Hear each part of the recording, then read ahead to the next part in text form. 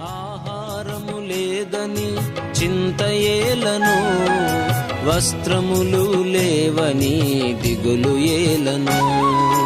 ఆకాశ పక్షులను చూడుడి చూడుడి, విత్తవు కోయవు పంటను కూర్చుకోనవు. ఆకాశ పక్షులను చూడుడి చూడుడి, విత్తవు కోయవు పంటను కూర్చుకోనవు. ఆయనే వాటిని పోషించుచున్నాడు, ఆయనే వాటిని పోషించుచున్నాడు. భయము లేదుగా, దిగులు లేదుగా, యేసును నమ్మిన వారికి. భయము లేదుగా, దిగులు లేదుగా, యేసును నమ్మిన వారికి.